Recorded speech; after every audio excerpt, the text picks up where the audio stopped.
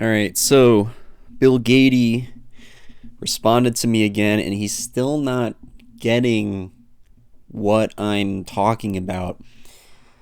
He keeps talking about knowledge. He keeps talking about knowing where every atom in the brain is, where every EM impulse is in the brain. I don't care about that. Okay, I don't care about dopamine. I don't care about serotonin. I don't care about the squiggling shape of your brain. Like, I don't care about any of that stuff. I don't care about the magnets. I don't care about the electric serpentines. I don't care about that stuff. I don't care about knowledge. I'm not here to prove anything, and I'm not here to know where all the stuff is. Okay, it's too much stuff to keep track of. All right, and even simple assumptions, right, can very easily be wrong, right? You walk by a mushroom, you assume it's a mushroom, and then you realize, oh, it's made of stone. It's actually fake. Somebody painted it, right? So I don't care about knowledge. Never cared about knowledge. That's not really what I'm getting across. What I'm getting across, Bill, is it theoretically possible to do that? Because the reason why I bring that up, the reason why I'm asking you that question, is not because I'm dreaming about someday knowing where all the atoms go. What I'm saying is, can you take the format of the brain and convert it to another format? Okay, you take the arrangement of atoms in the brain, you convert that to a picture of a cat. Okay, that we can look at and then we can understand. We could see it's a cat. Okay, because the reason why I ask that is because I want to make an assumption about what is appearing in another living being's head. Okay, and like, there's no other way to do this. You're going to have to draw a picture. Okay, like how else are you going to explain schizophrenia? How are you going to explain OCD or these other personality disorders? Like, how are you going to explain these questions of psychology without an assumption, without something on the screen that you can show, and that you can maybe have wired to different chemicals, different feelings, so to speak. And that's what I'm saying. Okay, like, I don't care about knowledge. I don't care about spirits. I don't care about God. I don't care about having the eyes of God. Because remember, Bill, that you explain things, right? You explain, for example, gravity. You explain things like dark matter. You say that dark matter doesn't exist. You explain stuff like the galaxy rotation problem. Okay, do you know where every atom in the Andromeda galaxy is? Do you know where every little impulse is? No, you just make an assumption. Okay, that's what I'm doing here. I'm doing the exact same thing you're doing, except inward, except internally, right? You're making assumptions about our galaxy, our universe, things that you can't see, things that you can't touch, just by relying on shape, right, and illustrating, right? And I'm just doing the exact same thing, except I'm looking at the brain. And the only problem is that you look at the brain and you look at all the pieces moving around, and you can't really understand what is going on there, right? It doesn't matter what kind of experiments you do. It's going to be incredibly difficult. And so my question is it all right to just take that format and convert it to another format that we can understand, right? And so we can go, oh, well, there's you got this thing called the conscious, and that's just like pictures in the front, and then you get the subconscious, which is just pictures in the back, right? And you have these pictures that are just flipping around, that are getting assembled and disassembled very quickly. It's just that it's in a format that we can't read. It's like looking at a circuit board, right? You look at an SD card, and you've got movies on there, you've got pictures on there, you've got documents on there. And you could take that SD card and convert it to another format, and suddenly it's understandable. It's legible. And I'm saying, is it the exact same principle? And I think it's obviously the exact same principle, because the brain is some sort of computer, right? And there's a way that you can take that scrambled matter and change it to something that's not so scrambled, right? Because we have to ask ourselves, okay, well, why is the brain in this particular arrangement? Why are the engrams in this particular arrangement? Well, how are you going to answer that, right? There's the only way that you can answer that is to change it to a format that is understandable to a human, right? If you look at an SD card and you ask, all right, well, why are the electric serpentines in the SD card shaped in this particular way? When you freeze time, right, you have one snapshot. Well, what are you going to say, right? What are you going to do to explain why it is in that particular arrangement? Well, you're going to have to change it to a format that is understandable, right? And thus, you're able to visualize, what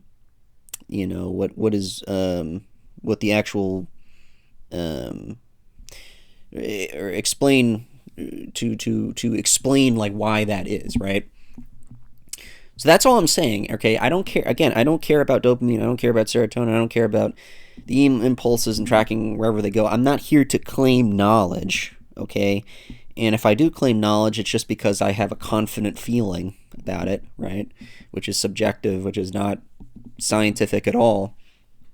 Okay, so when I'm looking at something like a personality disorder, I look at like narcissistic personality disorder, and we notice that these people have a diminished capacity to empathize. Well, would it be? Well, how are you going to explain that? How else are you going to do this problem? Okay, and this is something that this is a hurdle that I think Bill needs to get over, which is everything has an explanation, right? Everything has an explanation to it, right? Everything has a cause and effect. You look at action at a distance, and there's something that causes it, because how else are you going to do that problem? You're going to have to do illustration. And it's the same thing with psychology. Well, all right, we have this problem. We have this this matter in motion that is happening. You have this person who has a diminished capacity to empathize. How are you going to explain that? How are you going to do that problem? There's no other way. You're going to have to draw something. Okay, you're not gonna say, well, it's chemicals, or it's just EM impulses, because yeah, that's sure, but we want to get more detailed than that, right? And you can incessantly become more detailed with your explanations. Okay, right? Like in the case of gravity, for example, you could say, all right, well, there's something connecting the Earth to the Moon. Okay, but that's perfectly rational. That's a perfectly rational explanation. But can you get a little more detailed? Can you show me how the atoms fit together? Can you show me how the ropes torque and all that stuff? Can you show me how that happens? Right? And Gaede's gotten more detailed with gravity, right? He's shown us that it's not just the distance. It's also it's also the angle of the ropes, right? And so that's what I'm saying. I'm saying get more you have a person who is schizophrenic, and he sees visions in his head, right? And he starts babbling about incoherent stuff. Well, how are you going to explain that? You can't. Are you just going to say, well, it's chemicals? You can do that. You're free to do that, but that's kind of like if my house burned down, and I wanted to know why the house burned down, and someone said, well, something caught fire, right? It's well, oh wow, thank you for the help, right? And so that's the divide that I'm seeing. That's the divide I'm seeing in psychology, is this antisocial view of psychology and this empathetic view. And I would say Bill's in the antisocial view, because he doesn't think that there's anything to psychology, I guess. He doesn't think that you can really explain these things, or not, and or I guess you can't explain that, but you can't get that like as detailed as the empathetic view, because in the empathetic view we're just literally we're converting the format, and we're looking at all the images that are appearing. We're making an assumption about all the kinds of images that are appearing and what those are wired to, right? What kinds of sense of chemicals and nerves and feelings, basically.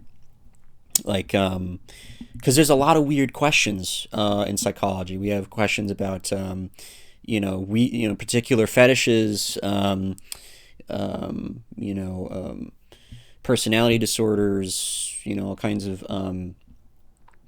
psychotic conditions. We have just lots of really strange phenomena, like, oddly satisfying videos, liminal spaces, nostalgia, right? Like, what the hell is nostalgia? Okay. Like, why is it that when you suddenly remember past images, that you have this very weird set of feelings?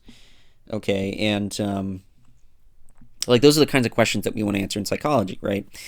And, you look at an ant and you see that the ant identifies a seed, and you wonder, well, how does the ant identify a seed? How does this ant do this? Well, you're gonna have to draw something. I mean, there's got to be something appearing in the ant's head, right? And because it's identifying something. It's not like a sea sponge, right? The sea sponge doesn't identify anything. If the sea sponge interacts with its environment, it's completely automatically. There's no processing involved. It's just like one chemical bumps into another chemical, which causes another chemical to pop out, right?